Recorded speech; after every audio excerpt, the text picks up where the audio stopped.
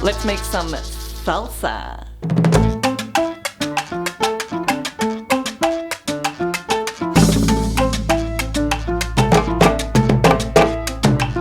Making your own homemade Mexican salsa, also known as Salsa Roja, red salsa, is very, very easy. Let me show you how to make it. All you need are 6 large tomatoes. Typically, Roma tomatoes are used in Mexico, but the most important is that they are very ripe. So choose whichever kind you can find that is the reddest and ripest. Then cut them in half and remove the green part. Then also get a couple of garlic cloves and peel them. Then get half a small or a quarter big white onion with the root still intact but without peel. Get 2 cilantro stems without the leaves. And lastly, some sea salt and a flavorless oil such as avocado oil. This is the base of your salsa roja. Now let's talk chilies. Salsa isn't salsa without some heat, obviously, and you have many options. Fresh chilies such as habanero, serrano, or jalapeño, and dried chilies including but not limited to chile ancho, chile morita, chipotle, or chile de árbol. They all have very different tastes, and my personal favorite is chile morita. Now, if you're using fresh chili, then cut off the stem and then cut it in half and remove the beans and seeds.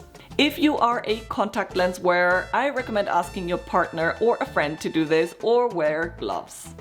Then add the deseeded chili to your other ingredients.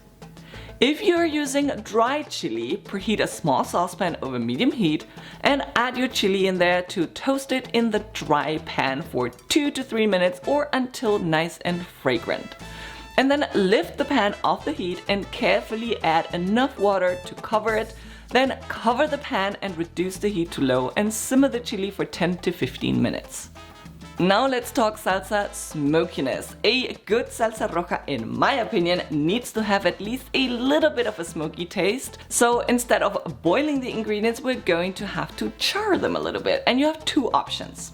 You can use a cast iron skillet on the stove, but you'll have to work in batches and you risk your smoke alarm going off. Or what I like to do is you add all your ingredients to a large baking sheet and use your oven's broiler. Add the tomato halves, the onion, garlic cloves, fresh chili and cilantro stems to the sheet, and then add a few drops of oil to each piece and use your hands to cover them all over. I do not recommend drizzling the oil over everything because too much will drop onto the baking sheet and create a lot of smoke in your oven. Take your time to smother only the ingredients in oil, not the baking sheet. Then place this right under the broiler for 8 to 14 minutes, keeping a close eye on it because every broiler is different and you don't want to risk everything burning. Once the tomatoes are soft and the garlic, chili and onion are charred to your liking, it's time to take it all out and let it cool a little bit before you add everything to a blender.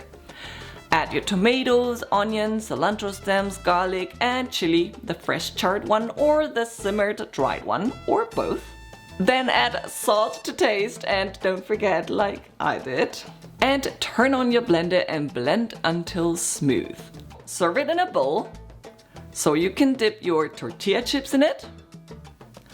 Or make huevo rancheros. You can make these by heating a skillet over medium heat, then heating a corn tortilla in the dry pan by turning it and flipping it a few times. Then when it's warm and pliable, remove it from the pan, add a drizzle of oil and crack an egg into the hot oil. In the meantime, add some of your salsa roja onto your warm tortilla, and once the egg is cooked to your liking, add the egg on top, sprinkle some fresh cilantro and queso cotija over it if you like it, and breakfast is ready. I hope you enjoyed this video. I hope you're going to give this homemade Mexican salsa roja a try. If you do, please don't forget to snap a picture and show me. I love seeing when you make any of my recipes, and I'll see you with my next video. Bye.